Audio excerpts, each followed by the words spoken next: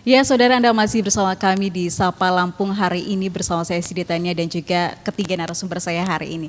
Kita kembali ke Pak Yungki. Tadi sudah dijelaskan beberapa program yang akan dilakukan ACT di bulan khusus bulan Ramadan ini. Mungkin ada beberapa program yang akan disampaikan terlebih dahulu, begitu Pak Yungki? Baik, terima kasih.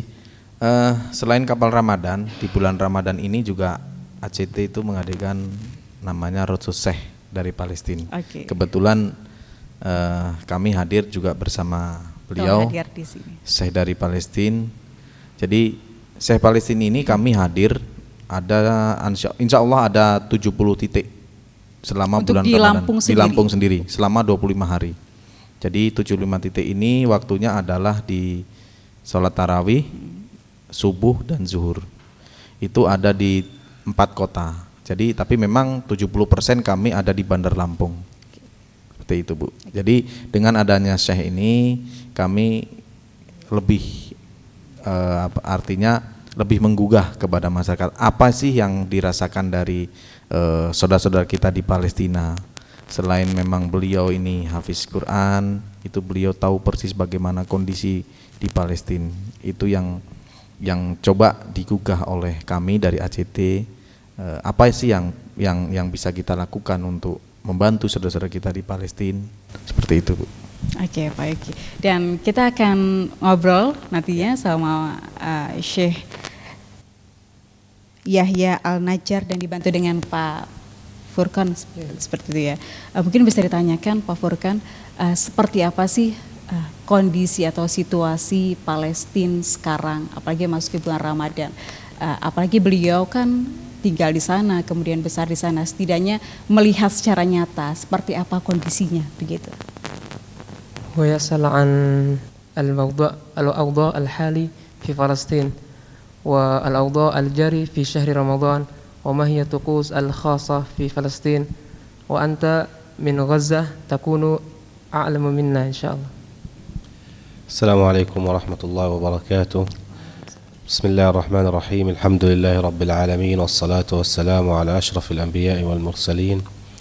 في البداية أتقدم بالشكر إلى أخي مانجر ACT في لامبونغ يونكي، وأتقدم بالشكر إلى أخي المترجم فرقان، كما أتقدم بالشكر إلى طاقم الإعداد في تلفزيونكم وقناتكم. جزاكم الله خيرا على هذه الاستضافة، وإن شاء الله تكون في ميزان حسناتكم. بالنسبة لرمضان في فلسطين وفي قطاع غزة خاصة أني من قطاع غزة، الأجواء الرمضانية في كل عام تسبق رمضان بالتجهيز لرمضان من خلال تزيين الشوارع والبيوت، من خلال الزيارات، زيارة صلة الرحم بين الأقرباء والأصحاب والأحباب. ولكن للأسف الشديد في رمضان هذا العام بسبب قتل الاحتلال للمتظاهرين في مسيرات العودة الكبرى السلمية، فقبل رمضان ب3 أيام فقط تم قتل 60 شهيدا في يوم واحد، مما جعل فلسطين تعلن الحداد لمدة 3 أيام على الضحايا والشهداء. فكانت أجواء رمضان هذا العام تختلف عن أي أجواء رمضان سابقة. Saat ini di Palestina khususnya bulan Ramadan seperti halnya Ramadan di tempat-tempat lain, di sana juga mereka melakukan kegiatan-kegiatan khusus seperti menghiasi jalanan, menghiasi rumah dan juga bersilaturahim kepada anggota keluarga sekitar mereka. Akan tetapi saat ini atau Ramadan tahun ini sangat berbeda dengan Ramadan sebelum-sebelumnya, karena di Gaza yang terkini mereka sedang melakukan sebuah gerakan damai yang dinamakan pulang ke kampung halaman atau yang biasa disebut Masirah Al-Audah Al-Kubra, yaitu mereka ingin dikembalikannya hak mereka, tanah air mereka. Dan karena gerakan ini Ramadan di sana saat ini sangat sulit bagi mereka, sangat berbeda dari tahun-tahun sebelumnya karena banyaknya anggota keluarga mereka yang menjadi korban, anggota keluarga mereka yang gugur dan menjadi syahid. Oke, artinya dengan kondisi yang seperti itu tidak semua warga ini tentunya bisa apa ya, berat seperti itu ya Sangat untuk berat menjalankan tentunya. Ibadah, tapi tidak menutup semangat mereka untuk menjalankan ibadah ini. Kemudian adakah kebiasaan-kebiasaan di Palestina begitu di bulan Ramadan yang berbeda dari negara-negara lain seperti itu? هل هناك طقوس الخاصة في فلسطين يعني مميزة عن طقوس الأخرى في بلاد مثلا في بلاد العربية وفي بلاد آسيا مثل إندونيسيا؟ هل هناك طقوس خاص لكم يعني؟ والله كل دولة لها عاداتها وأعرافها وتقاليدها. نحن من أعرافنا هناك أكلات تشتهر في رمضان فقط، خاصة في الحلويات وما تسمى بالقطائف.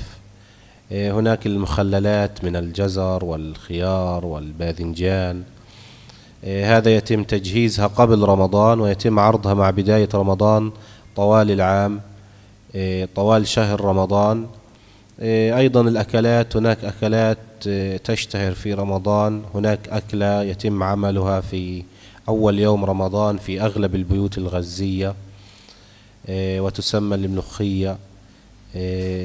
طبعا كل دولة تختلف في العادات والتقاليد، ولكن هناك تشابه طبعا في التراويح، في إقامة التراويح. هناك تشابه طبعا في تزيين البيوت وتزيين الشوارع. هناك تشابه طبعا في صلة الرحم. هناك تشابه في الفرحة في استقبال هذا الشهر الفضيل. Tentunya secara umum ada persamaan kegiatan bulan Ramadan antara negara Indonesia misalnya atau negara Palestina, seperti misalnya sholat tarawih, kegiatan silaturahim, dan kegiatan-kegiatan seperti puasa dan ibadah-ibadah lainnya. Akan tetapi ada juga kegiatan dan seperti kegiatan khusus yang terjadi hanya di bulan Ramadan, seperti mereka menyiapkan makanan yang hanya dikeluarkan ketika bulan Ramadan, seperti manisan-manisan yang disebut namanya qataif atau sayuran-sayuran yang dibuat hanya di permulaan Ramadan, seperti itu. Jadi ada hal-hal khusus memang tidak dikeluarkan, tidak dipersiapkan kecuali di bulan Ramadan. Artinya ada sajian khusus juga ternyata di Iya, ada sajian Palestina khusus begitu ya. seperti itu. Oke, dan kita kembali ke Pak Yungki terlebih dahulu. Kenapa akhirnya kita mendatangkan Syekh dari Palestina selain untuk memberikan pesan juga ke masyarakat tentang kondisi real dari saudara-saudari kita di Palestina seperti itu, Pak Yungki? Baik, memang seperti kita ketahui bahwa kenapa kita mendatangkan Syekh dari Palestina, itu memang seperti kita ketahui bahwa Palestina itu kan sebagai tempat suci ketiga ya di secara umat Islam. Itu juga bagaimana di sana budaya-budaya Islam juga sangat-sangat melekat di masyarakat di sana. Kemudian mungkin pemuda-pemudanya juga banyak yang memang hafiz Quran, seperti beliau ini kan hafiz Quran, seperti itu. Artinya memang yang kita harapkan nantinya ketika Syekh berkeliling ke Lampung bisa memberikan dampak positif begitu bagi masyarakat. Betul, Lampung. itu harapan kita. Oke, baik. Kita akan bahas lagi nanti Pak Yungki, tapi tetaplah di Sapa Lampung.